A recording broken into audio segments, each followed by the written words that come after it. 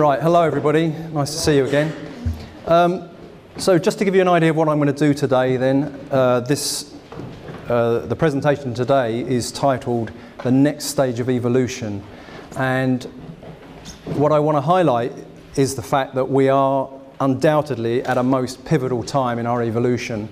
The incredible things that are happening around the world. This is a bit of a follow-on in a way from yesterday with the talk that I gave regarding the crop formation communications. But that's just one part of the things that are happening around the planet that are showing that we are indeed at a pivotal time of change on Earth. And you know, when you look at that, this communication that's been happening to try and help people to wake up around the world, the UFO and ET interactions that seem to have been building and developing, people becoming more aware of that reality. We have the environmental issue, which is becoming, catastrophic, to be honest with you. And in fact, I want to highlight that a little bit later on in the talk, to talk about some of the things that are going on, not only in a catastrophic sense, but also in an incredible sense, but some weird stuff that's going on as well, which I'd like to highlight. And I think, in truth, we're starting to become aware of who is actually running this world, their agenda, and how it affects the planet and us and our possibility for evolution. So, as I say, looking at all those things, to me it becomes very clear that something big is happening and is about to happen, and that's basically what I'll talk about, where I think this is leading. Now, within the New Age philosophy, there is a thing called the 100th monkey scenario. And this is based on the fact that when enough people around the world start to look into a particular thing, the more of them that do that, you eventually reach a stage when the amount of people looking into something, and of course in this particular case I'm talking about ufology, crop formations, spiritual awareness, cosmic reality. When enough people look at it, you will affect the collective consciousness of all other people through, as I say, collective consciousness or the morphogenetic field. And how this came about, it was actually from research that was done in Japan, where researchers were looking at some macaque monkeys on a particular island, and this group of monkeys started to wash the root vegetables in the sea. And they felt what they were doing is they were cleaning the dirt off it, but then actually started to like the taste of the salt that was on it as well. They then found that the children, the young ones, were doing the same as well, until they saw what they said was about 100 of them doing this, and then instantaneously on other islands suddenly other monkeys started to do the same, virtually at that point. So this is where this concept was sort of coined, and believed that they were having an effect on the collective consciousness of other monkeys. So as I say, there was a feeling that this was what was going to happen around the world in this time as people woke up to the fact that something was going on. Eventually we'd reach a point where instantaneously everybody else would wake up to this as well. Now, in a way that has happened, because of course there are millions of people all over the world that are waking up to the fact that something's going on, and yet at the same time, of course, there are billions of people that are not aware of these subjects, and in fact, in some cases, of course, are fighting very hard to either shut this down or not look at this. So, and at the extreme level, obviously, what I would call the dark, for want of a better word, are really trying to suppress this and dumb the human race down through, mainstream media and education systems and all these things.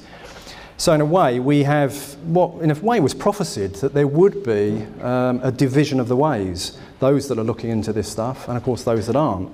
And that is actually, I think, the situation that is as it is around the world now. Now, it was believed that what would happen is that as part of this sort of evolution, more and more people would wake up to this. And there's a brilliant book published in 1993 called The Celestine Prophecy by James Redfield. I'm sure some of you are familiar with that. And although it's written as fiction, it's actually based on sort of real events that were occurring, and how people were waking up from the late 80s with the harmonic convergence, and then into the early 90s, and of course then as the crop formations were happening as well. And the idea was that people would initially people were waking up because they were getting these synchronistic or coincidental events that were occurring. And I'm sure this applies to all of you here, where you would have, it would like answer questions that you have through a coincidence, whether the answer would be, you know, written on someone's t-shirt or on the headlines of a newspaper or something or other. But so people realised something was going on, and initially weren't necessarily sure what it was, but it was like answering their sort of inner feeling that something was happening. Also, what you're supposed to do is grasp these things in a sequential order, the nine insights that are in the book, but this is what people were finding as well. They were then starting to see energies around things, like an aura, for instance, but also around food as well. You know, with clean, healthy, hopefully organic food, you would see that it would have a better energy than sort of processed foods. And you would also begin to grasp that people sort of feed off each other in an energetic sense, which is detrimental to yourself and that other person in one way or another, and often your sort of control dramas are triggered in that way. But then you would get to the stage where you would realise that rather than doing that, it's better to get your energy from a higher source, either your higher self or, you know, beyond that, of course. Which would lead to then you would have more interdimensional perception and sort of have higher insights into more cosmic reality. And beyond that, of course, is that you would eventually reach the stage where you would hopefully then ascend and go to a higher dimensional plane and beyond. And a lot of people feel that that is what this time is about, that it's leading towards an ascension. Now, if we are to truly understand our evolution and our next stage of evolution, I think it's really important that we understand our total journey through history, and of course not only that, going back into prehistory. And it is very clear, looking at the evidence, that we are an engineered race. You know, this is it's very obvious as you look at that, particularly when you look at the things like this, the Sumerian texts, and the fact that the Anunnaki came to Earth, you know, 100,000 years ago, 200,000 years ago, and sort of manipulated the race that was already here into this new race. And you know, some of the ruins, like in Mpumalanga in South Africa, those ruins there, which they believe are one of the earlier civilizations, they go back at least 100,000 years. But of course, there are references not only in, like with the 12th planet with Zechariah Sitchin, but also in the Bible. In Genesis 6, it speaks about the fact that the sons of the gods married the daughters of men and had offspring with them. And Ezekiel, of course, had interesting interactions with these objects that would come to and from the earth. And the ancient Hindu texts, the Hindu Vedas, speak about the fact that the gods with a little g came to and from the earth in the Vimana, the flying craft of the sky. So this clearly was going on in the ancient past. This is actually Utu Shamash, and this is from Zechariah Sitchin's book. But this guy was supposedly one of the people in charge of one of the spaceports where the gods would come to and from the earth. And he's depicted with wings, not because I believe he was an angel or angelic, but because he was part of that, working with that fleet that would fly to and from the earth. Now, parallels going here. Edgar Casey, which I'm sure most of you are aware of, he's sort of regarded as one of the world's leading clairvoyants. And some of the prophecies that he's had for this time are very accurate, particularly on an environmental level. Some of the sort of the more chaotic environmental situations that are happening, he was very clearly seeing. But he also did readings for thousands of people, life readings. And of those thousands, it's because they used to write all of these down and record these readings, at least 700 of them, of these people had had previous lives in Atlantis. So he used to sort of look into that in a big way. And it's clear that there was this advanced civilization in the past, you know, prior to that sort of catastrophic end. And over a long period of time, a huge amount of time, where initially it was believed that it was fairly spiritual, the beings that were there had a very spiritual and moral intent. As time went on, it became more technological and they became more warlike. And then beyond that is where they started to then work with genetic engineering and creating new beings, which are referred to in the ancient sort of texts and the myths and legends of the chimera, beings like the centaur, the half horse, half human, and the minotaur, the half bull, half human. And they were messing with that sort of technology, the GE technology, which in a way is a parallel for what's going on now, that people looking into that and starting to work with that technology as well. And as you mentioned earlier on, there's a strong feeling that a lot of the souls that were involved in that at that time are back here now, possibly are supposed to work within a genetic engineering technology and either stop it or use it, well, not use it in a detrimental way, but of course once they get involved in it, then it's going down the same path. So it's a real parallel to what happened in the past. But the feeling is that then there was this sort of, the civilization became more and more debauched until either technologically or for some other catastrophe, the civilization was actually destroyed, this continent of Atlantis. Now this is, this is mentioned, as I say, in many of the different texts and referred to. And I think that also is a parallel for this time. The references to Noah, which most people have known of, about the biblical flood, which seems fairly clear that this was from that previous civilization. Now this goes back, this is not sort of just a few hundred or a few thousand years. Looking at the geological record, it's estimated that this would have been round about 10,500 BC at the end of what is termed the Ice Age, of course. But at that time, as this time, there would have been people that were looking at what was going on in the world. They were starting to understand. They would have been receiving information and recognizing that something big was coming. Someone like Noah, and in the Sumerian texts, Noah is also referred to, but he's called Utnapishtim in the ancient Sumerian texts.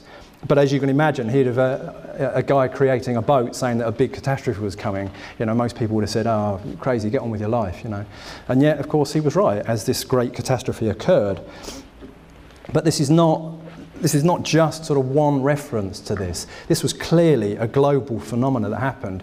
There's often the theory that it was just, in mainstream, that it was just either a small lake, possibly even the Mediterranean overflowing. But, looking back into the ancient texts, there are so many that refer to this all around the planet.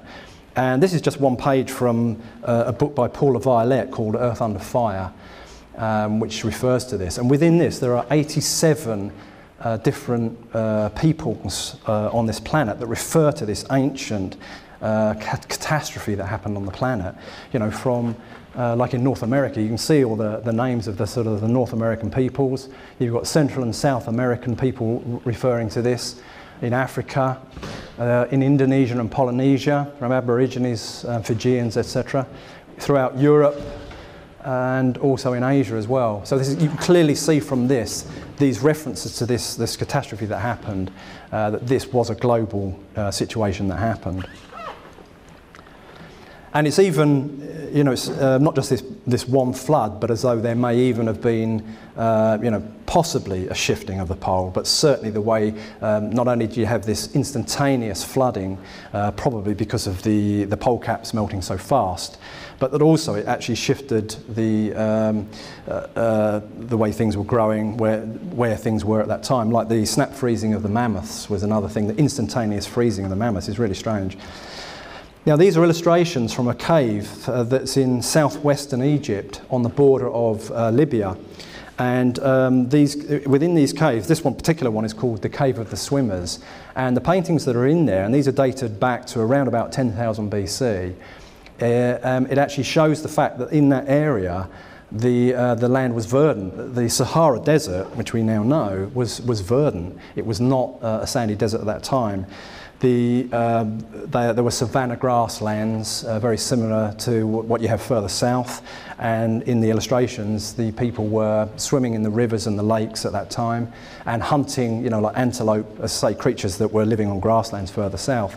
So, and the geological record as well shows that they used to have annual rainfall at that time. So it was clearly a completely different climate from that time onwards. So there must have been some massive shift that occurred. And to me, again, I'm sure most of you have seen this before, it's very obvious that the Sphinx and I think the pyramids as well, are from a much earlier age in our evolution. When you look at the erosion on the body, and there are many researchers that have pointed this out, that's on the body itself, but also the pit that it's carved out of. It shows an erosion that they say can only have happened from copious amounts of rainwater or flooding to actually create the erosion on the body as it is. But again, when you look at the head, that is clearly a completely different stone from what the body was, possibly much more recent, which would then fit with the perhaps 2,500 BC. But the belief is that the body itself and the pit was much further back to minimum 7,000, possibly 10,000, which fits with all these other things as well. There's a general feeling that the pyramids themselves and the Sphinx were part of that previous advanced civilization. And of course there are pyramids all over the world that are being discovered. One just recently up in Alaska is amazing. But of course when the pyramids were originally created, they had pure white limestone on the outside. They must have looked absolutely amazing. Now, as we continued on this journey, which, again, we're talking evolution here throughout our history up to this time, and I believe we are spirits incarnate, to be honest with you, incarnate in matter. Therefore, there will always be spiritual interactions for beings on this realm. So you have like Buddha appearing in 600 BC, the life of Christ, then Muhammad in 600 AD. And in fact, when Christ appeared, to me, I think that was one of our low points in our evolution. Certainly, when you look at the things that they were going on, the Roman Empire itself seems very impressive in a way like now. Incredible buildings, incredible infrastructure. And yet, I think when a civilization starts to have its main form of entertainment, where people pay to watch murder and killing, as they were doing in the gladiatorial arenas, then you know that civilization has reached one of its lowest points. And people would pay to watch either the fighting to the death, or worse, as it developed, heretics. People were slaughtered, as a sort of demonstration. And this is a bad point, and I think that applies not only in this planet, but also anywhere in the cosmos. When a civilization reaches a point where its form of entertainment is murder, you are heading into an end point. That, of course, is a parallel for what we're talking about now, what's happening now. When you look at TV now, most ordinary TV programs, like detective programs and stuff like that, and these autopsy programs, just for entertainment, people are being murdered in a really brutal way, unlike in the past. Of course, that applies to Hollywood as well. Most of the movies, most of our entertainment now, and of course computer games, kids playing these games that sort of enacting, they're thinking about this. This is affecting, as I mentioned earlier, the collective consciousness, and is not good. It's devastating. Now, as we after that time, in sort of the late 90s AD, is when the St. John ended up writing the Book of Revelation. And of course there are millions of people around the world that feel strongly that we are now in that time, in the time of Revelation, either within mainstream religions or just as a general feeling. And so many of the things that are in that particular book are being mirrored now. Even, interestingly enough, the references to wormwood, and that if you drink from the waters from wormwood, the bitter waters, you'll end up dying. Well, of course, wormwood actually means Chernobyl in its translation, so that's interesting.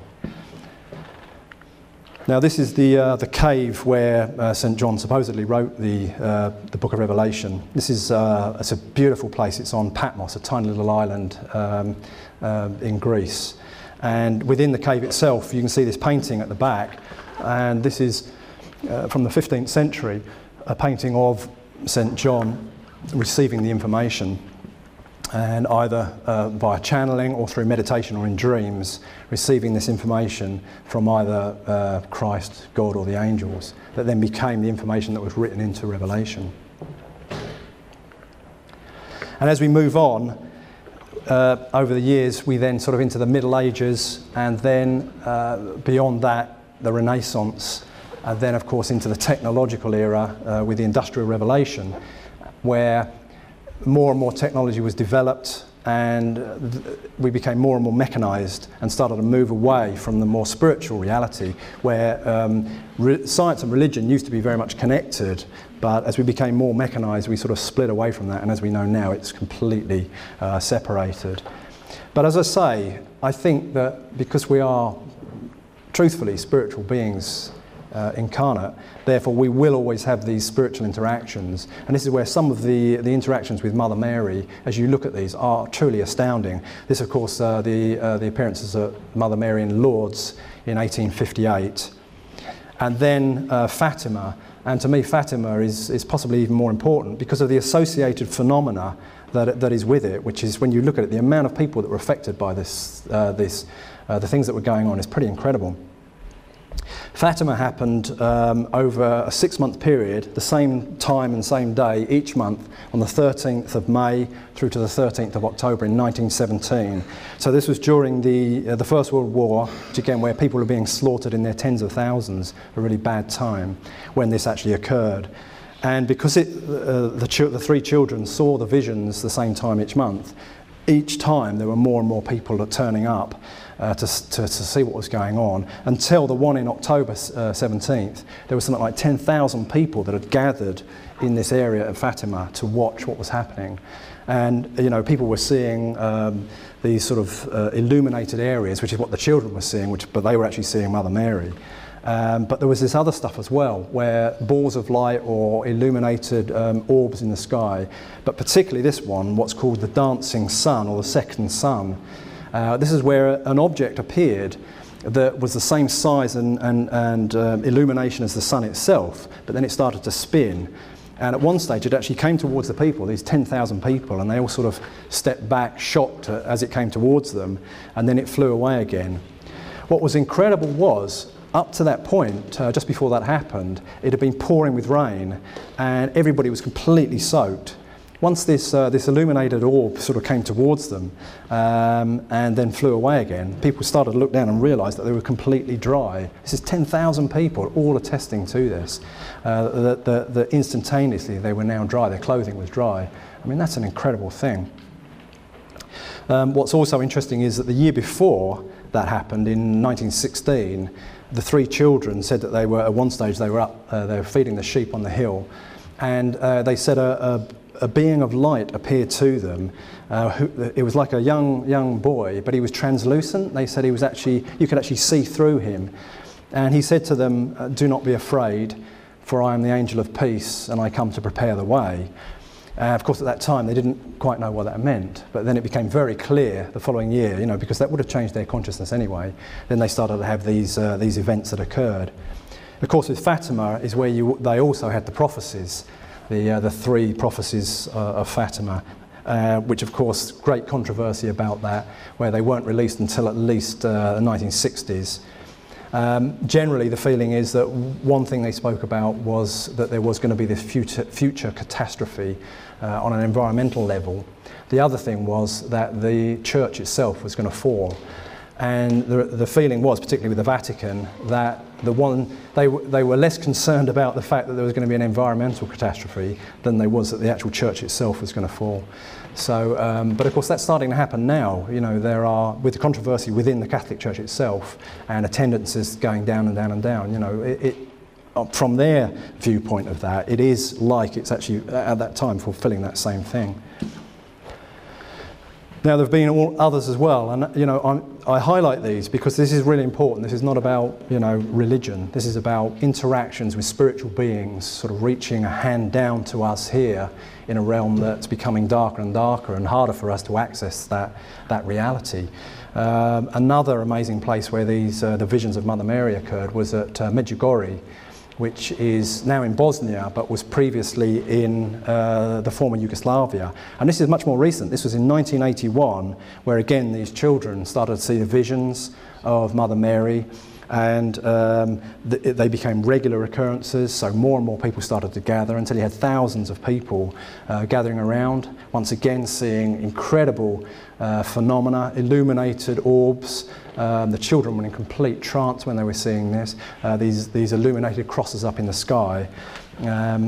they also were giving messages, and more recently, right up to, well, certainly to last year, 2011, they were getting messages, and they also are being told, you know, that we are at a transition point, but, you know, have faith that there are those, there are beings that are here to help us. Now, of course, this happened in 1981 when it began. 10 years later, you had the wars in Yugoslavia, which was, you know, once again, countless people slaughtered, particularly in the name of religion.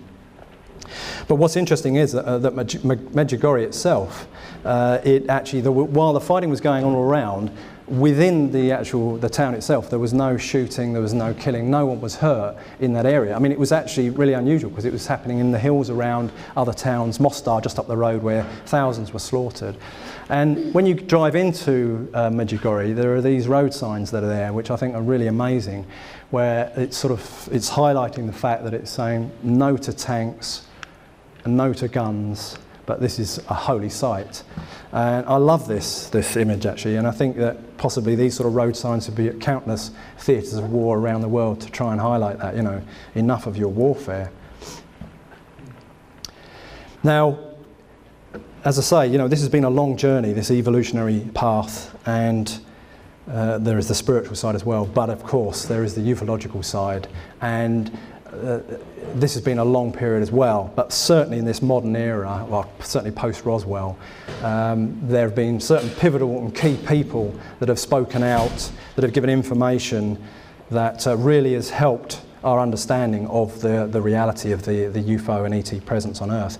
One of those, of course, is Command Sergeant Major Bob Dean, an amazing guy, and he was working as an intelligence analyst with an above top secret clearance, what he said was cosmic top secret. And he was actually working in the 60s at the SHAPE headquarters, the Supreme Headquarters Allied Powers Europe, which was the NATO headquarters. He was initially in Paris, and then he was with them when they moved to Brussels in Belgium.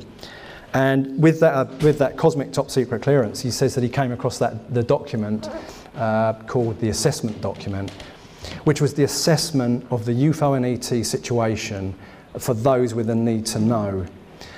Because of course, you know, during the middle of the Cold War, there were incursions into airspace of objects that in many cases clearly were UFOs, but there was always the concern whether it was going to be a nuclear attack as well, with this sort of head-to-head between the Americans and the Russians.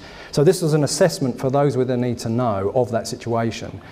And again, as you all know, prime ministers and presidents don't necessarily have a need to know. Particularly nowadays, I think it's very much the sort of high-level elite people that are aware of this. Now, looking at that, this was 1964 when he came across that document, and at that time they were already aware that there were at least 12 different races interacting with the human race. And he said, in fact, they knew there were more than that, but they had absolute evidence for at least 12 different types of ET. And in a way, they sort of seem to fall into three basic categories. And you could probably say that was the same with humans in a way. There were those that were negative, that had a negative intent towards us, seemed to be using us, possibly abusing us, taking genetic material, but also possibly manipulating things from behind the scenes.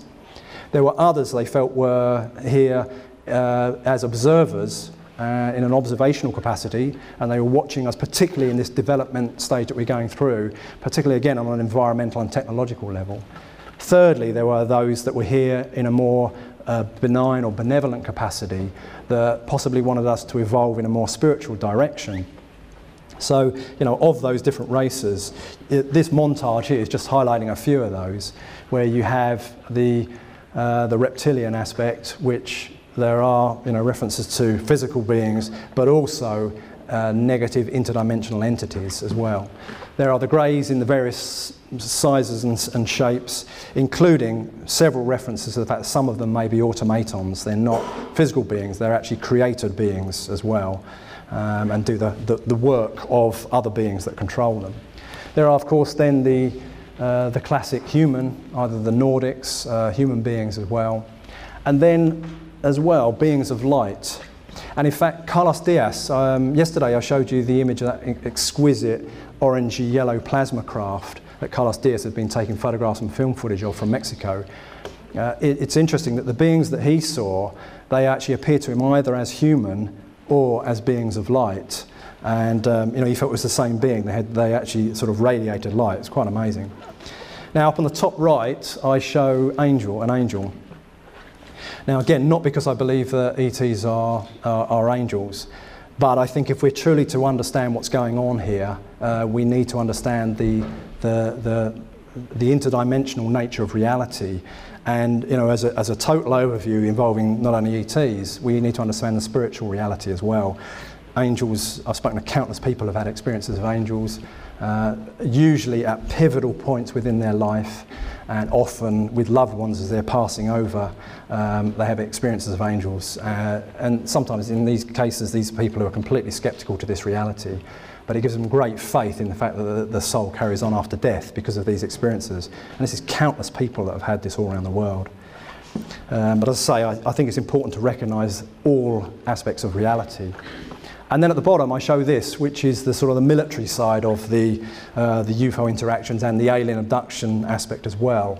I think this is probably the more murky side of this. This is known as the military abduction, the MILABs, where it's believed that some areas of the military, Black Ops military, are working with some ETs, possibly are involved in some of the abduction process as well. But as I say, that's the more murky side of this, but it is incredibly sort of multifaceted. Now, one of the other figures, of course, which again you're familiar with, is Colonel Philip Corso, that has spoken out. Several researchers that have liaised with him. I know some of the guys from Italy, Paola, of course, and various people down there, Maurizio Beata, that knew him very well because he had Italian connections. He was part of Operation Paperclip, in the Second World War. But an incredible individual, highly decorated, to them seemingly very honest. He was also part of Eisenhower's the National Security Council, and what is interesting, of course, again there are references to the fact that Eisenhower actually had meetings with ETs back in 1954. So Corso, as this individual, certainly would have been aware of that, having spoken to Eisenhower. He also had had his experiences where he'd seen the bodies from Roswell and meetings later on as well. But what's interesting is, of course, is the revelations from Corso that he was involved in from 61 to 63 with the Pentagon in their Research and Development Department of the Army at the Foreign Technology Division, which of course to them was the cutting edge technology at that time anywhere in the world. And it is there where he was given some of the technology from the Roswell crash for him to then seed that into mainstream industry through the government contracting programs. Technology that has now become like the silicon chip, fibre optics, night vision, Kevlar, the body armour, microcircuitry, lasers, things like this. This was supposedly seeded into mainstream industry through government contracting programs and corporations like IBM, Monsanto, General Electric, these sort of giants of multinational corporations that exist now. Now, and of course that has, clearly, we can see the technology on the planet, how it's changed dramatically within the last sort of 40, 50 years. Now, one of those, of course, was the silicon chip that was part of that technology. And this is actually referred to within the crop formations as well. This formation, as you can well imagine, was known as the silicon chip. It's incredibly complex though. Again, some people look at it and say, oh, that's fairly easy, that's just made up of lines, squares, back and forward. But actually, it's really complex. There are 1,600 squares and oblongs of standing crop, but it really is complex. If you actually look, if you draw a line through the middle of it here, you can actually fold that, and all of the large areas here and like the pins around it fit into the empty areas on the left, just like a plug going into a socket. The same also applies here. If you draw a line in the middle, you can do the same then. You could actually plug that into that area. It boggles the mind how you'd even begin to do that. But what's interesting is that particular formation appeared in July 2000, and it appeared near the ancient burial mound, Silbury Hill in Wiltshire. But I know of several people that said that as they approached that particular formation, they couldn't go in it. They felt the energy in there was so powerful, in a negative sense, that they actually felt sick and nauseous as they approached, and couldn't actually go in. In one case, they said they actually felt like they were being stabbed as they approached that formation. So it was interesting that it had a sort of a negative connotation. And in a way, I think that also applies to some of the technology that we have now. I think, once again, any civilization, whether it's here or out in the cosmos, our birthright in a way is to have instantaneous communication, either technologically, preferable of course would be telepathic, but some of the technology that's being used now I think is having a really detrimental effect on our evolution. We're talking evolution here. There are things of course like the microwave energies that are being used, mobile phones themselves, people are starting to get cancers and leukemias. You've got Tetra, which is the more advanced form of that, which the police and the fire brigades are using. The Wi-Fi network, of course, which only sort of 5-10 years ago didn't exist anywhere.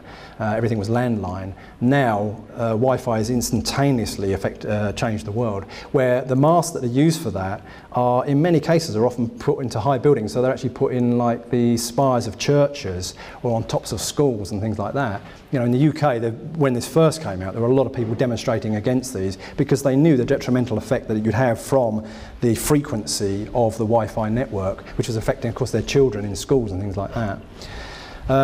Beyond that, you've got sat-nav, which once again, we're being bathed in that now. 5 years, 10 years ago, didn't exist. Now, certainly in the Western world, huge amounts of people using sat-nav.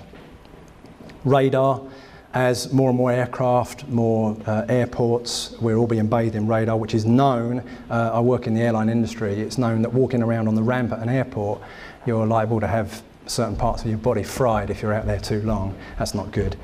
And other things like that, of course, leading now towards the HARP array. Initially was supposedly just for military communication around the around the Earth, but eventually they began to realise, with affecting the ionosphere, that you could modify the weather. But of course, then they realised you could actually modify mood. And it's doubtful that HARP would be used to sort of have a beneficial mood altering. It would be more likely to be detrimental. And beyond that is the hum.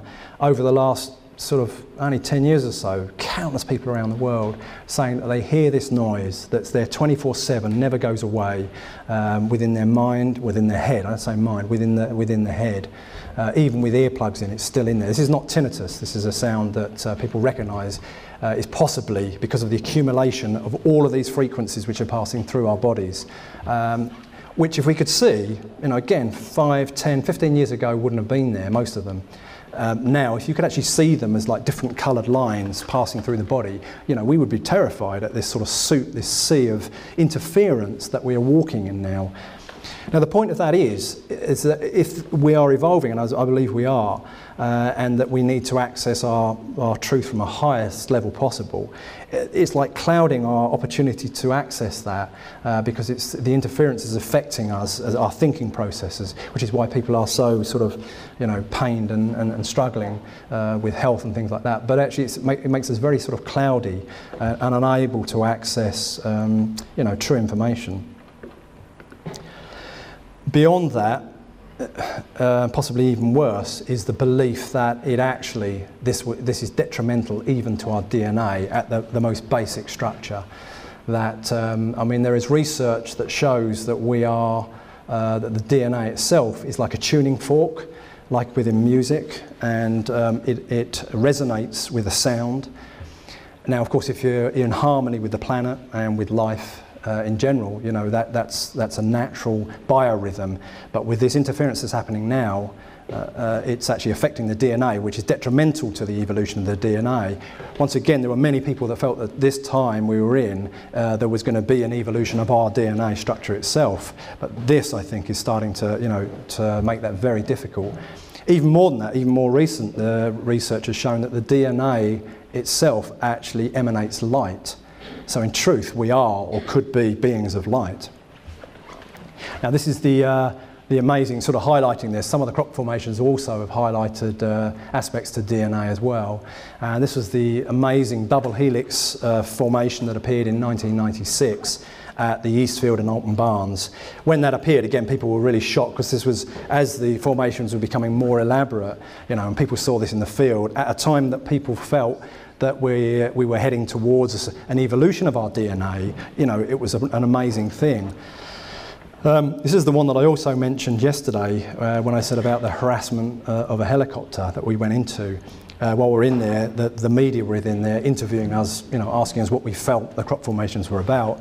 And once they left, then this Black Ops unmarked helicopter came and sort of harassed the people in there, which is pretty horrendous. But as I say, within the crop formations, they've been mentioned in various different things. For those of you that were here yesterday, you saw this, so I won't go into it in great depth, but this was the amazing SETI communication that happened in 2001, this one, in August of 2001, that had right next to the radio telescope at Chilbolton, south of Andover in Hampshire, in southern England, where you had the face, but you also had the binary code message that was similar to the one that the SETI program sent into space back in November 1974. But one of the aspects of it was the fact that the DNA structure was different from the original binary code message to the new crop formation that appeared. And once again, there is the feeling that with the hybridization program, with the alien abduction phenomena, that the creation of this new race of beings between humans and greys in this particular case, the DNA structure is different. And in fact, Dr. Roger Lear, again, I'm sure you're familiar with him, the guy that actually has done the surgical, through surgery has actually removed some of the implants that are in some of the abductees. This is incredible, what he's actually been finding. And when they've had this checked, some of these implants in people, they've actually had them checked scientifically, they find that the metal components of some of these implants are not from Earth, because they show an isotopic ratio that has not been developed on Earth, that it must come from space. When they put these into, you know, professional laboratories to check, they clearly didn't send them in saying, oh, these are alien implants in people's bodies, can you tell us what they are made of? They just said, you know, this has come out of a body from surgery, can you have a look at it? And their conclusion was that it must be from a meteor, because of the isotopic ratio, as well as the other aspects, which, you know, I won't go into, but the fact that they did not come from Earth really fit with the evidence that these implants were alien technology for either monitoring or recognising what's happening in the metabolic structure, or even for manipulating. But the point is that Roger Lear is one of those people that have actually been working with, as a surgeon, has been working with what they call, say, like the star children or the indigo children, and within those they're finding that some of the DNA structure is different within those children. What they believe in some cases are you know, beings that are walking among us, that either are hybrids or have been affected because of sort of higher levels of energy as well. Now, as I mentioned, I think it's important to understand there is this interdimensional nature to reality, and this again was really highlighted in a big way with the crop formations, but sort of as a backup to some of the things that were actually happening. In 2005 in Russia, but also in the UK and in Mexico, there were people who were actually filming what looked like opening wormholes that were appearing in the skies. And the people felt that they were either wormholes or interdimensional portals that were actually appearing. This was filmed. Jaime Maussan has been showing a lot of this. So it's interesting that some of the crop formations that season, in the 2006 season, seem to highlight that three-dimensional, interdimensional aspect. This is one of Steve Alexander's brilliant pictures that shows, this is just standing crop, you know, in arcs of it, but it really gives that sort of three-dimensional aspect. And this is another photograph, this one taken by Lucy Pringle, where it shows once again that sort of elaborate 3D or beyond. I mean, I actually think with this formation that the two flatter circles are meant to represent this realm, like the 3D realm, and the other two are meant to represent a higher dimensional reality or an interdimensional reality. What is interesting is when my wife and I went into that formation, as we were coming out along the top tram line here on the way out, it's right next to a place called Savernake Forest in Wiltshire. And as we were walking out, both of us, we looked left and we suddenly saw the forest itself like diminishing away from us, like morphing away. It was a really strange thing. I mean, I couldn't believe it when I saw it. So we both looked at each other and said, "Can you see that?" And we both said, "Yeah, that's incredible." It was like, you know, like where they film people walking down a corridor, and you know how the corridor stretches behind them in movies and stuff. It was that. It was a really strange experience. But for both of us, what we felt, it was trying to acknowledge the fact that this is not normal. There is definitely this interdimensional nature of reality. Now, for many years I worked within the airlines. I was a manager of an airline operation that provided the commercial transport for the US military in the UK. And as part of that, I used to regularly go to the various different military bases. That was either US Navy or US Air Force and the Army. One of the bases I used to go to regularly in the late 80s, early 90s was Bentwaters, RAF Bentwaters. And of course that is the place where one of the UK's most important UFO interactions happened, involving many military people, civilians and the British police as well. You're all very familiar, I'm sure, with the Rendlesham Forest case. But in March of 2008, I went to the forest specifically to look at the various sites that relate to the UFO and ET interactions that happened there within the forest or in the field beyond it, where Colonel Charles Holt and other people went into that field. What is interesting is that I took many photographs at all the various different sites, and the only one that actually came up with one of these orbs was actually at the alleged landing site of where that triangular craft actually came down into the forest. It's actually marked now, the Forestry Commission have actually marked it with these 3 posts to highlight supposedly the area where it landed. But what is even more amazing is it actually came out with this incredible like crucifix or cross of light. And I've taken countless photographs over the years, and it's the only one that actually came out with this. Not only the orb, of course, but this definite cross of light. Now that picture was taken at a 60th of a second, and you know, I believe that light was sort of a single motion of light that travels from here, probably goes off screen, comes back round and down there, all captured within that 1/60th of a second, you know, of the photograph being taken. Now, if we are at a pivotal time of change on Earth, which I believe we are, what's happening around the world is this sort of evolution, possibly heading towards a higher dimensional reality. And if it is a transition that's affecting all life on Earth, not only humans, but also animals, you would expect to start to see strange things going on around the world. And that is in fact what's been happening even within wildlife as well, not just within people sort of waking up within the human population, but animals as well. And it's incredible some of the things that have been happening.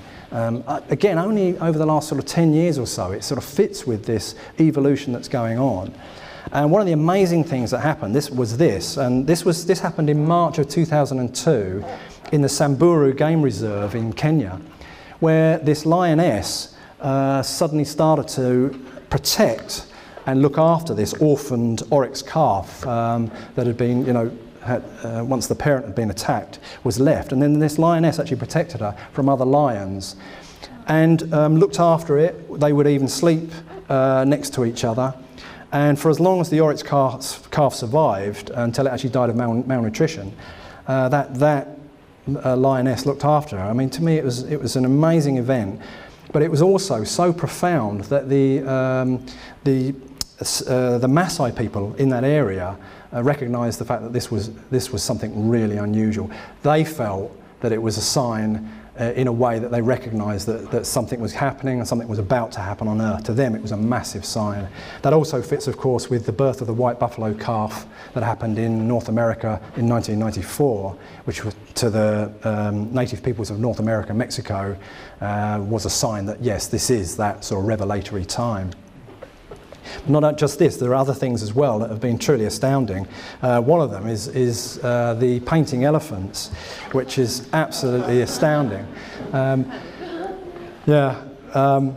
Now with these, this is a photograph taken of one of the elephants in Thailand. Now clearly there is a certain amount of sort of training going on with this, you have to acknowledge that, but there are undoubtedly some elephants that are a lot more adept at painting than others, I mean probably like humans as well. This is one of them, and it's the fact that this elephant doesn't actually hold the brush in the trunk like that, as you'd expect, but actually holds it like fingers with the paintbrush in the end of the trunk. It's amazing. And even here, some of the paintings are quite astounding, but this one as well, painting like a young elephant, it's as though he's actually self-aware of the other elephants. It's incredible. Now, the same also goes within chimpanzees as well.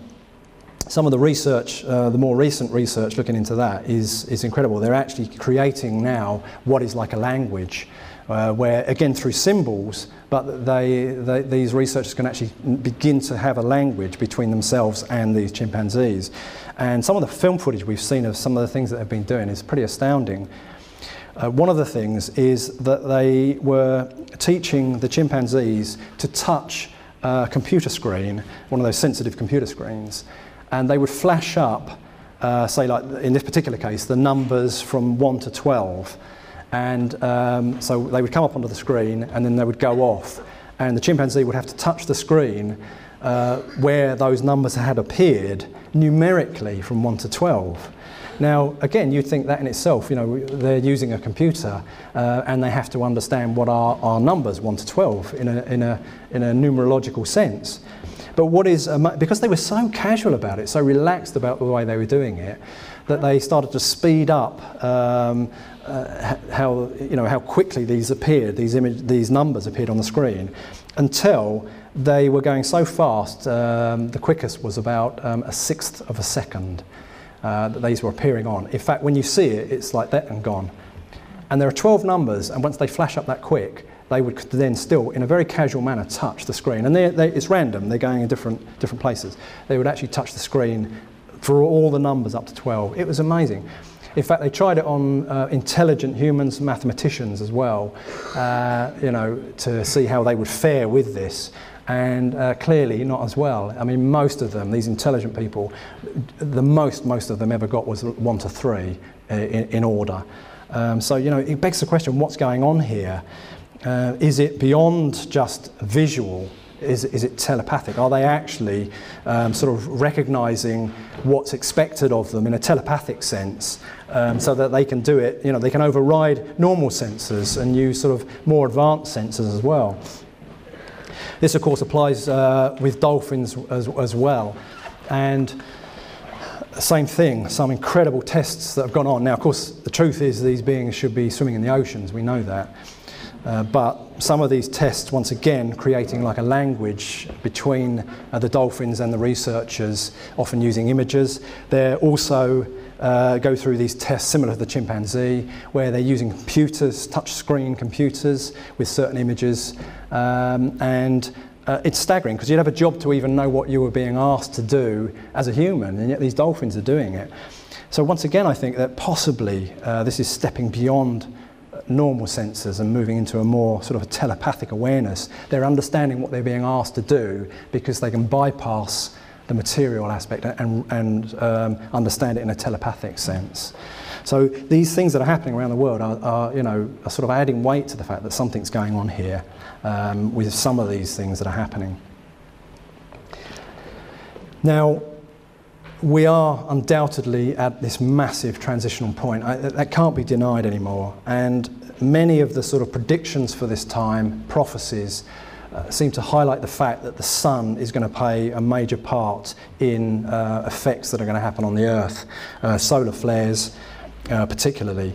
And in fact, the it is clear that, the more technological we become, the more we are affected by the electrical effects of solar flares. And they now can clearly, they knock out sort of communication systems, satellites, mobile phone networks, and can affect power grids as well, power grid failures.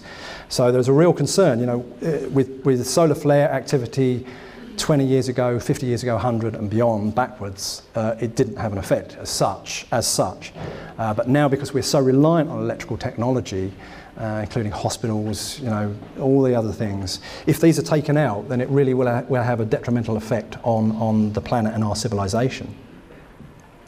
Now, this is serious stuff. This is not, not a joke, and this is being recognised even in mainstream.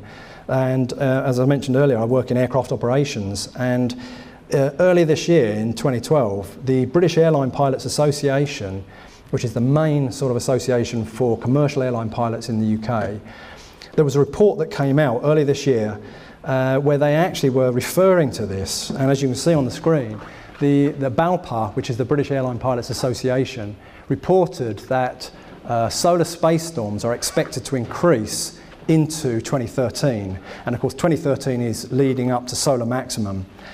They said that BALPA are uncertain that the airline industry is sufficiently prepared for the impact on communications and navigation, particularly on transpolar routes. Now again, this was really sort of basic, but it was saying that they will affect, as it says here, communication and navigation. But what is worse, of course, is it can cut out electrical systems. And they know that, so that they're aware that that could actually affect aircraft themselves. If this happened in a big way, it really would be devastating. And I think they are starting to acknowledge that and possibly even prepare for it behind the scenes. Now, on Thursday, the 8th of March this year in 2012, there was a massive solar flare that hit the Earth. When it did so, again, it affected electrical systems. But when it actually hit Britain, it was in the middle of the morning at its peak.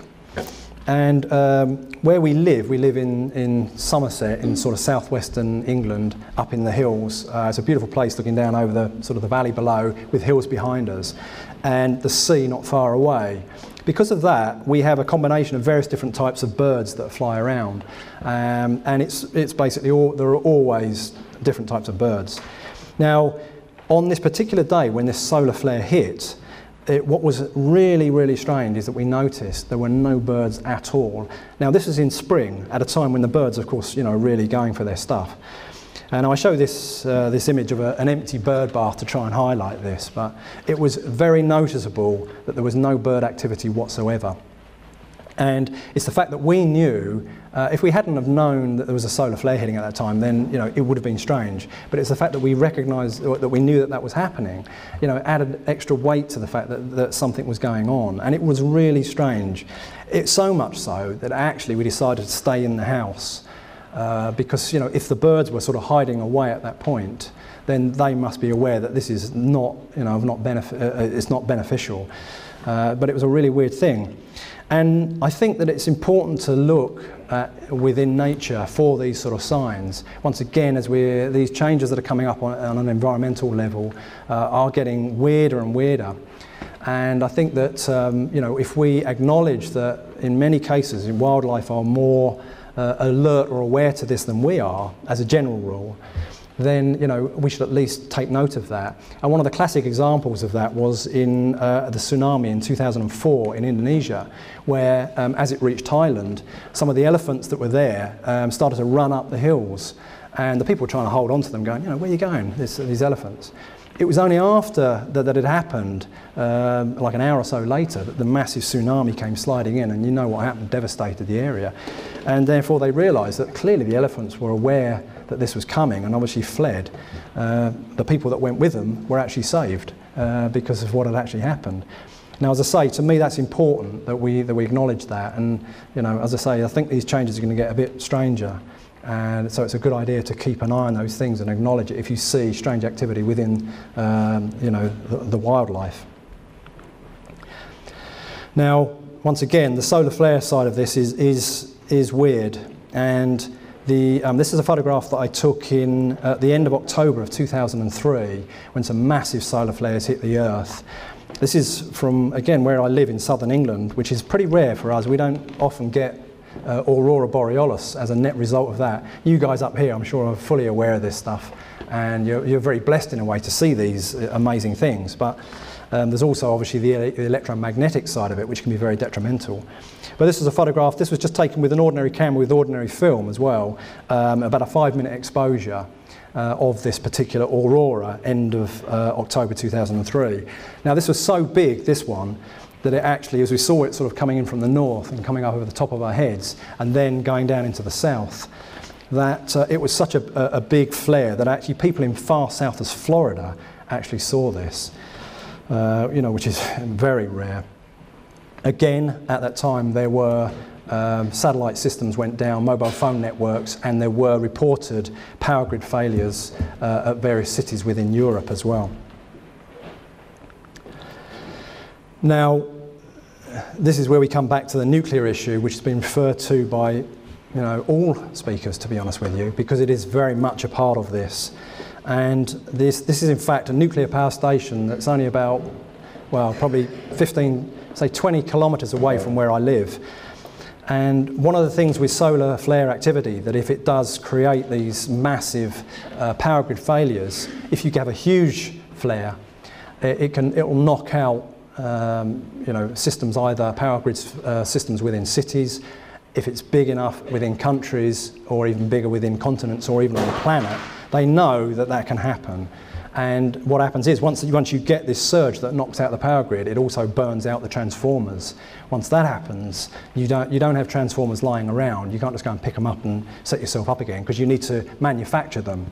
And so there is this feeling that if this happened, it would then, as a net result, then of course the nuclear power stations, once the generators run out, the nuclear power stations around the world could then go into meltdown. So this is a real issue for just nuclear power stations alone. Now, for many years I've been talking about on the environmental level with climate change, that with the pole caps, the glaciers, the permafrosts are melting so fast now that they're affecting sea level. That that alone, you can have tidal surge that will take out nuclear power stations. And in fact, you can see that even with this. As I say, this is just near to where I live, and this is this bank here is just being eroded by normal high tide levels. And in fact, they've tried to shore it up with that. It's actually a metal cage full of stones to try and stop the bank itself being eroded. And this is just with normal high tide levels. So there is a real issue with this. But one of the most consistent aspects, certainly within ufology, is the fact that the nuclear aspect is a major problem. And this has been seen time and time and time again. From Roswell, of course. Roswell was the base when the crash there. Roswell itself was the base that they flew the nuclear weapons that were dropped on Hiroshima and Nagasaki. And in '54, as you know, Eisenhower had meetings with ETs, human-like ETs, at what was Muroc, then became Edwards Air Force Base in California, 20 Feb '54. He was told, supposedly, by those beings that they need to stop their nuclear program, and that the nuclear issue is not beneficial for us, for the planet, out into the universe, but even worse than that, from their perspective, on a sort of a higher spiritual level, it actually can even affect the soul. Now, other things have happened, of course, countless reports of UFOs over nuclear power stations. Interestingly enough, at Chernobyl, when that blew up in '86, the Pravda newspaper had a report, this is the national newspaper at the time, that many of the local people had actually seen a UFO hovering for about 3 hours above the nuclear power station. And in fact, a lot of the people felt that it actually helped to dampen down the situation, that from a thermal explosion, that if it had been an actual nuclear explosion, it could have been a lot worse. And that this UFO had actually been there to actually prevent that from happening. Of course, we've all seen with Fukushima as well, what a devastation can happen from a tsunami. But also, there's a lot of film footage out there as well of after that had happened, of these orbs or silver discs flying within Japan and around the nuclear power station as well, as though they're monitoring this. Now, various other things as well from there. We have the missile silo interactions, particularly in Russia and in the US, where UFOs have been seen over the missile silos. But also that case that I highlighted a little earlier on, the Rendlesham Forest case in the UK, that base, at that time wasn't recognised in a general sense that it actually had nuclear weapons on Bentwaters. People were sort of protesting at a base down the road, Greenham Common, but they were actually housed there. And the UFO interactions that happened there, where they actually flew over the weapons storage area, shining a beam of light down into the weapons storage area. But also at the feet, a beam of light came down at the feet of Colonel Charles Holt while he was there. So this was clearly a communication and possibly, interrelating the two aspects. Then beyond that, of course, now the current issue that we've got, certainly in a military sense, is the depleted uranium that's being used as heavy metal to tip bullets and missiles for armour piercing. And from sort of the first Gulf War in 91 onwards, this is being used, and the sort of the dust that goes around, this depleted uranium dust. And there's more than enough evidence to show that children are being born in Iraq with sort of deformities and things like that, possibly from this. I don't think they stopped using that. This carries on now at any sort of theatre of war, which is pretty concerning. And there are military personnel that are trying to highlight this, ex-military, that want the people of the world to know that this is a real issue, the nuclear issue, but also that UFOs have been acknowledging this, trying to make us aware of this. On the 27th of September 2010, there was at the National Press Club in Washington DC that had those amazing disclosures in 2001 and 2007. I'll just read from this. There is testimony given today at the National Press Club in Washington DC where it indicates numerous missile installations have been shut down by unknown objects under intelligent control. Robert Hastings, who began the National Press Club event with what amounts to a national security bombshell by stating declassified US government documents and witness testimony from former or retired US military personnel confirm beyond any doubt the reality of ongoing UFO incursions at nuclear weapons sites. And of course this has been happening in Russia as well.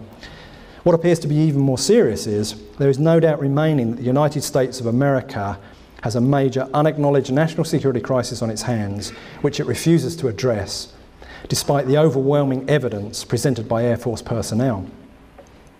Now, according to the testimony of 7 former military personnel at a press conference in Washington, DC, UFOs have disabled dozens of nuclear missiles across the United States, where they actually switched them off. And they say that can't happen, but it was.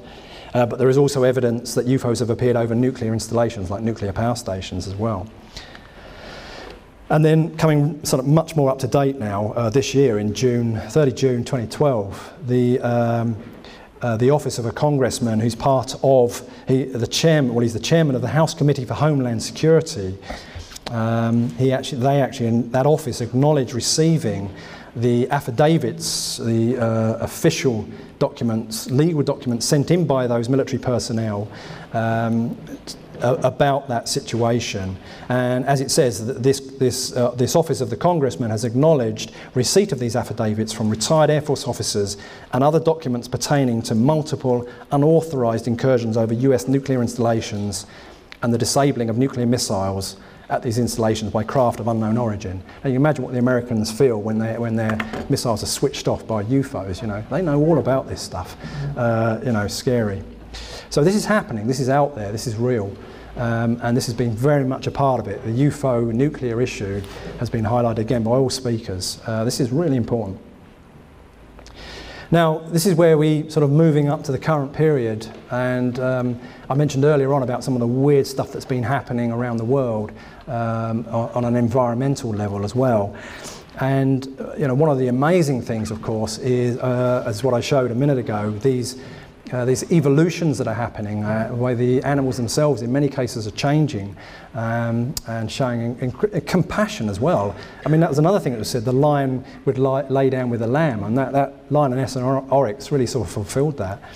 But one of the weird things that's been happening, and this is only over the last couple of years really, is this the species-specific die-offs of animals all around the world. This is really strange. And it's the list that I've got there, you can see it's a long list. And most of those is only over a few month period, basically from the end of December 10 running into 2011. But we know that with there are extinctions happening. Most people are aware that there are extinctions happening of various different species around the planet. That is a problem in itself. But it's this species-specific die-offs that are really weird, where if you, in an area where you'd expect either pollution or radioactivity or military technology, particularly submarine stuff, HAARP of course, you would expect all creatures, or environmental, you know, whether it's either freezing or too hot, whatever, you'd expect most creatures within that area to die, all creatures. But what has been happening is there are countless cases of just one type of creature in one particular case, location. And I'll just highlight very few there. One in 2010 in Portugal, where thousands of octopuses washed ashore dead on one beach. Now these are very solitary creatures, but for thousands of them in one beach alone, where they're just body after body, is really strange. Others on that list, like 100,000 drumfish found dead over a 20-mile stretch of a river in the States. 2 million spot and croaker fish found floating dead in Chesapeake Bay in Maryland. In the UK, one of the ones we had was 40,000 devil crabs only washed up dead on one beach in Margate, Kent, in the south of England. And nothing else, just these one particular type of crabs. The others, 100,000 to 1 million fish dead in Florida. The weird one of billions of anchovies found floating dead in one harbour, Redondo Beach, King Harbour in California. No other fish, just literally 1 billion anchovies. And of course, you know, whales and dolphins as well washing up in ways that just seem strange. You know, they're not stupid creatures. These are intelligent and very intelligent beings. And that's in the ocean. Then stuff that's been happening in the skies as well. And in fact, what triggered us to start looking at this was the event that occurred back in early March 2010, happened at a village fairly close to where I live. There were 100 starlings just literally fell dead out of the sky, and so much so that they landed in an area not much bigger than this, it's about 12 feet, sort of 3-4 meters across, 100 birds just dead, and yet there was nothing wrong with them. They were, you know, in good health, they weren't malnourished. You know, what was that? Others, 5,000 red-winged blackbirds in the States, 100 crows falling dead and then having blunt force trauma. That was in Falköping in Sweden, if that's how you say it. Hundreds of turtle doves found dead in the trees and streets of Firenze in Italy, and others, you know, many there, including dozens of Canada geese mysteriously falling out of the sky at Lake Erie in Canada. Really strange, but species specific. So you have to ask, you know, what's going on? What is this about? And you know, some people feel that perhaps some of these creatures, because I believe that they have spirit, a soul, as we do, perhaps they're leaving en masse. It's not just from an environmental pollution or technology, but they may be deciding to leave the spirit. If that's so, then of course it is a bit concerning. And you know, without getting too sort of frightening about this, because the more you look into this, which you have to if you are to understand what's going on here, we've got to be honest about this. There is something very strange going on here, and this applies to all levels, including the bees, which have been dying over the last few years all around the world. In America, over the last few years, each year they lose about 30% of the commercial bees within America. And you know, through various different reasons, you've heard all of this, I know. You know, whether it's virus, whether it's GM, whether it's technology, whatever it may be, this colony collapse disorder. In many cases where the bees just disappear, the hives are just empty, and the trees as well. All around the world, in Britain, we have what they call sudden oak death, where the trees are just dying, the oak trees. North America, the pines. Australia, the eucalypt, which is a really hardy tree that can normally withstand any sort of environmental things. And even in Denmark, within the last couple of years, supposedly 90% of all the native ash trees have died over there. Now this is big percentages, 90%, 80%, 90% of all these things. So it is very concerning, and something is going on but in a way perhaps it fits with the time that we're in. Clearly, I think the crop formations have been trying to highlight that there is an issue with the natural world. And a lot of people that sort of looked at the genuine formations have felt that's been coming through from the swallows that appeared in 2003, the exquisite jellyfish that I spoke about yesterday, 2009, the hummingbird, many others as well. That one, in fact, is very much like the hummingbird that's on the Nazca Plains in Peru as well, interestingly enough. So I think that when you look at what's happening now, honestly, all aspects, something big going on. But I truly believe that there are mechanisms in place throughout the universe that when any planet is going through a change like this, there is help for people, for souls, guidance and help from higher forces, whether it's spiritual or more benevolent extraterrestrial. And I sort of highlight that in a way with this beautiful image of the Whirlpool Galaxy, which is a beautiful image, but it's actually, there are two galaxies there, and it's actually tearing apart where the two, I hope you can see that okay. These two galaxies are tearing apart at that point. They're literally ripping each other apart. So can you imagine the chaos that must be going on there within that area? I honestly believe that there is life everywhere within the universe, and that most worlds will have life on it of one form or another. So within that area, the chaos that's going on there, I'm sure there are souls on planets with civilizations that are also being given help and guidance from various higher beings.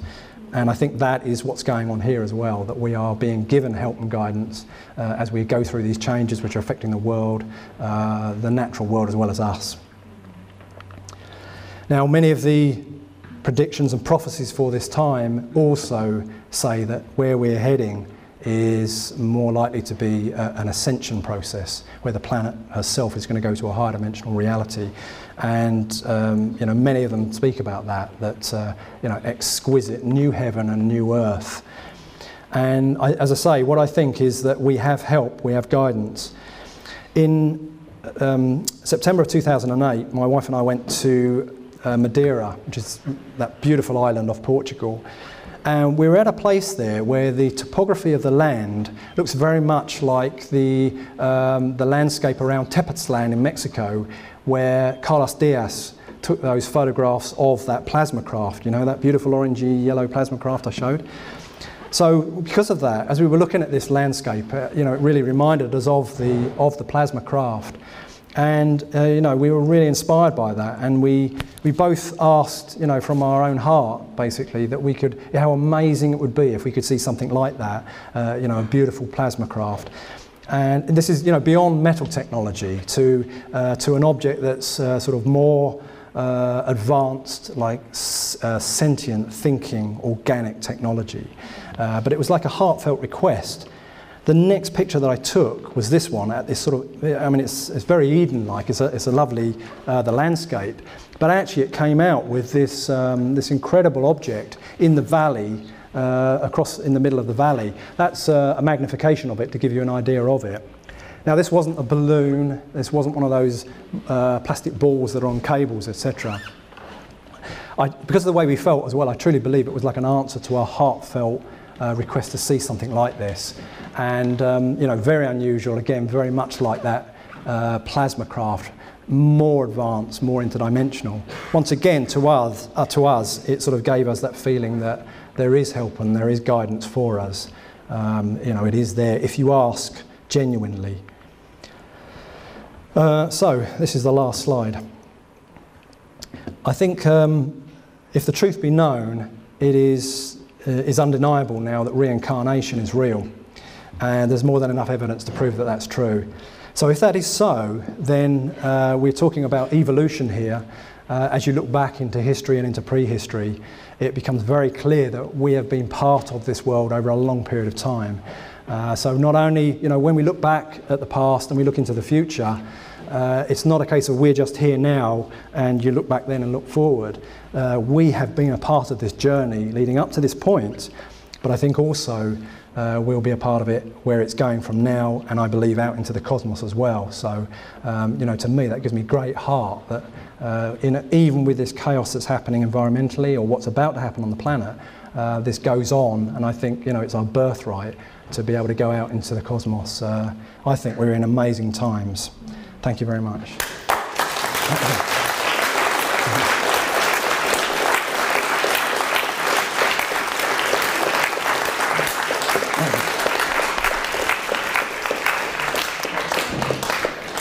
If there's any questions, do you want to? Have you got time today for? Have you got time for questions, or I don't know?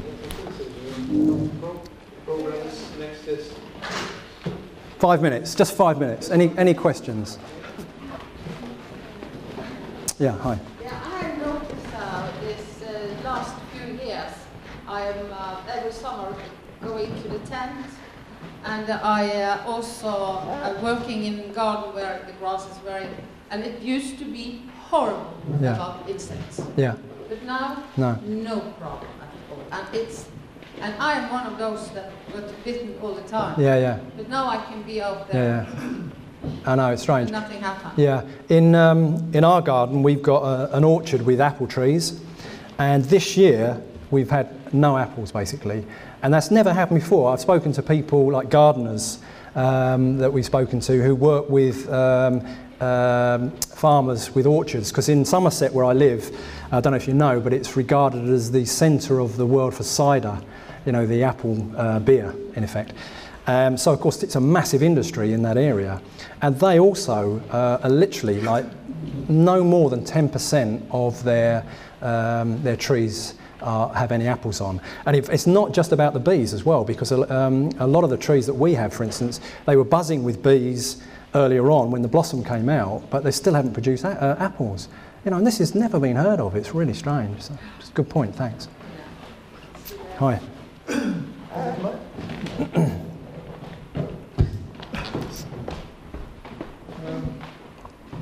Just want to add some information on this when it comes to a common conscience. In the 50s there was a Monkey Island project. Yeah. Where they teach some monkeys on one island. Yeah, you missed the beginning of the talk. I actually spoke about that at the beginning. So, that was the opening part of the talk, was to talk about the 100th monkey consciousness. So, which means that we all have a responsibility. Absolutely. To spread the positive things. We know exactly. what was evil. We don't nourish it. We don't give any energy more because we know what it is. Now is the solutions. Yeah. And thank you very much. Thank you very much. Thank you. Okay. One more question before we go to the break? Yeah, ma'am. Yes, the word Fatima, because Fatima's daughter in a Muslim. Yes, exactly, yeah. And was it, did it have anything with the religion to do, or was it the town you mentioned? Fatima, yes, yes. The town in Italy? No, it's in Portugal, in southwest Portugal, just north of Lisbon. Yeah, yes, exactly. That is regarded as one of the most important of the sightings for Mother Mary, the visions of Mother Mary. As with our religion, not particularly the Muslims. Well, no, I mean that's interesting. No one, you know, as far as yes, absolutely, yeah. The town is called Fatima. And as you say, Muhammad, one of his daughters, was called Fatima. So, you know, some people say this is amazing. Once again, and this is what I've found. I mean, you know, talking about those things is not about trying to talk about religion, but it's the fact that these things have been going on, and you know, people have been seeing some incredible phenomena associated with it, and people have been waking up to the fact that you know, that there is this other realm, and we are being given help and guidance. But as with the crop formations I mentioned yesterday, that they show different religions. You know, exactly what you'd expect. If it's real, the crop formations, which you know many of them are, and it's a message for humanity, then it would cover all religions, because it's and all aspects for all people. And I think possibly by that connection there, who's to say they're doing the same? They're trying to be neutral about the location, so it covers more than just Christianity as an institutionalized religion, but you know, a connection as well. That's a really good point. Yeah. Okay. All right. Thank you very much indeed. Thank you.